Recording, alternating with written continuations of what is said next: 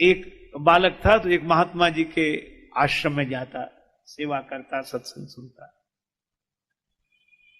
बड़ा सत्संगी था। एक बार वो 2 दिन नहीं आया। कहां रहे भाई तुम? महाराज मेरी सगाई हो गई। महात्मा बोले बड़ा अच्छा, लेकिन अब तुम हमसे गए। वो कुछ नहीं बोला। 2 महीने बाद 5-6 दिन नहीं आया।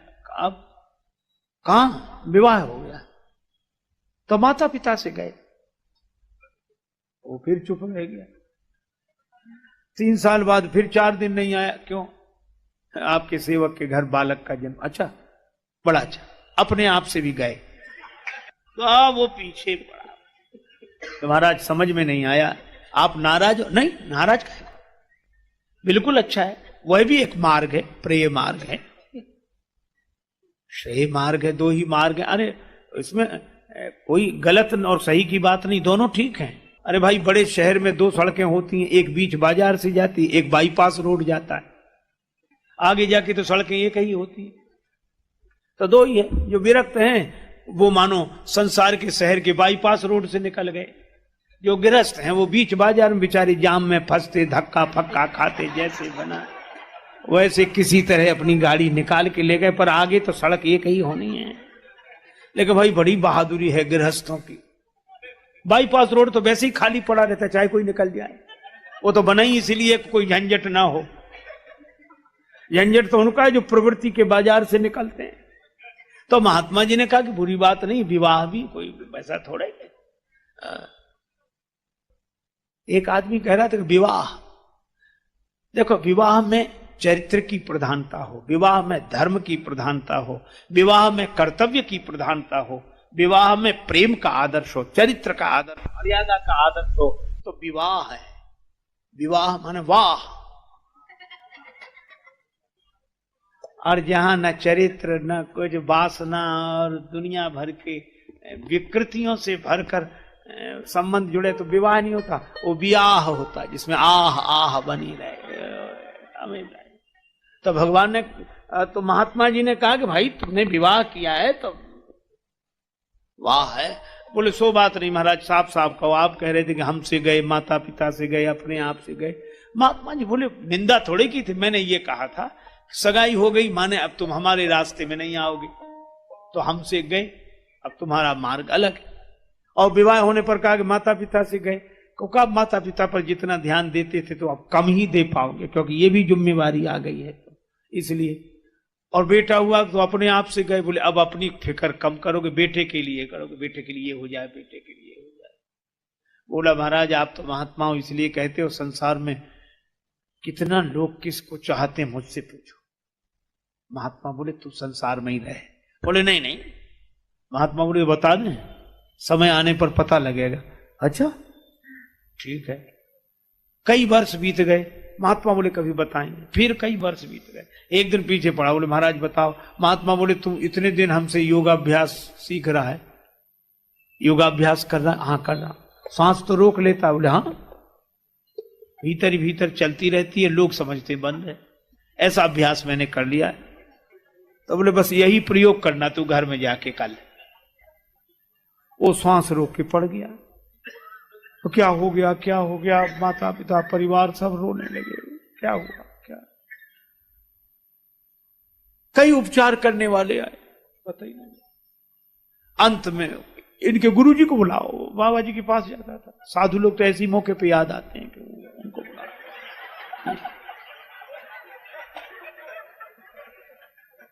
बुलाए, संत जी आए। और वो तो संत जी की पूरी योजना थी। क्या हुआ महाराज? ये तो गया,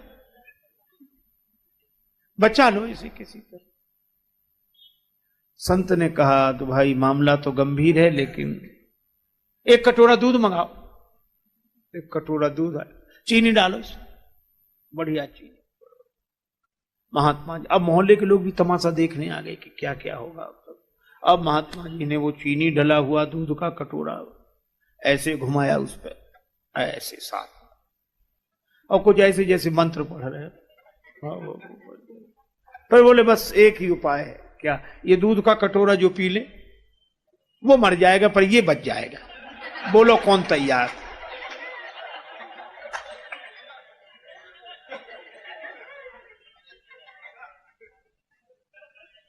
पिता ने रोते हुए कहा हम इसे चाहते तो बहुत हैं पर इतना नहीं चाहते। अब उसकी उम्र पूरी हो गई तो गया,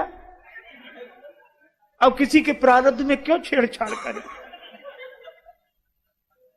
मां बोली मैं तो पी लेती महाराज, लेकिन मेरे जाने के बाद मेरे पति की सेवा कौन करे, धर्म बिगड़ जाए।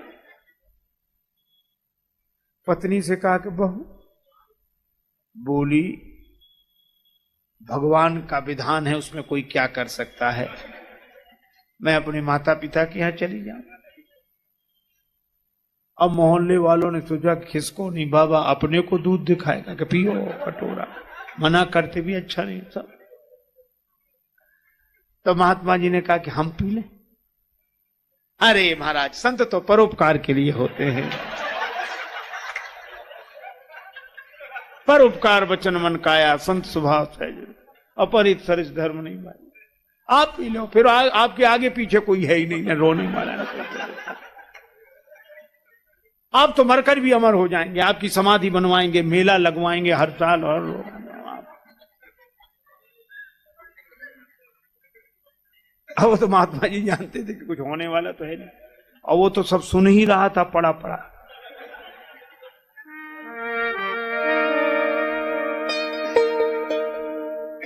पीकर दूध संत ने लीनी एक डकार, यही बोले उठ बेटा चल मेरे संग अब देख लिया संसार।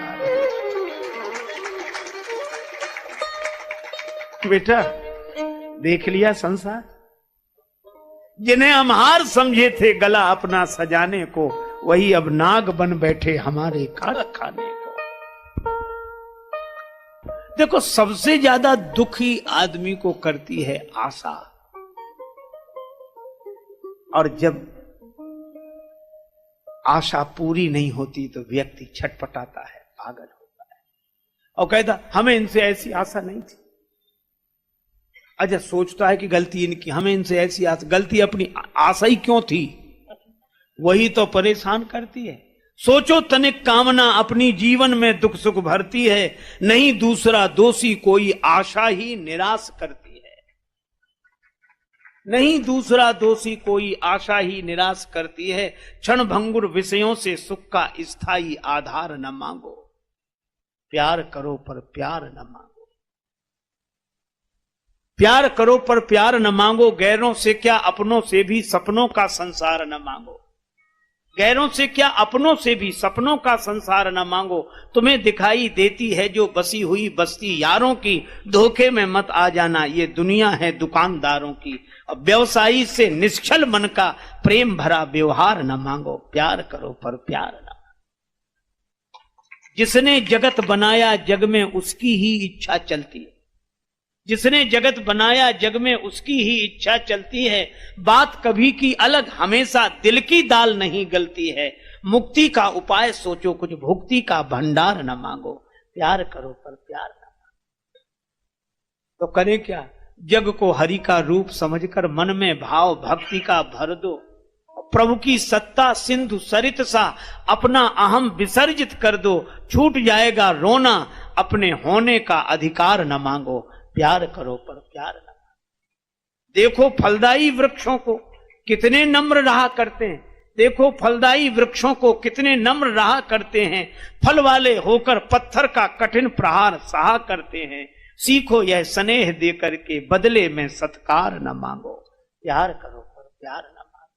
है अनेक में एक यही तो मिलता है उपदेश यहाँ, सभी राम का रूप है पगले रंक और राजेश कहाँ। इसी दृष्टि से सृष्टि बदल दो, रिपु का भी प्रतिकार न मांगो, प्यार करो पर प्यार न मांगो। महात्मा जी ने कहा कि बेटा आशा रखी थी उसी का ये परिणाम, इसीलिए अपने यहां संसार में रहने के लिए मना नहीं किया, आसक्त होने के लिए मना किया। आशा के कारण आसक्त हो जाते, यही आशा अटिको रहो अली गुलाब के मूल, हुई है बहुरी बसंत ऋतु इन डारन पे फूल। और यही तो हनुमान जी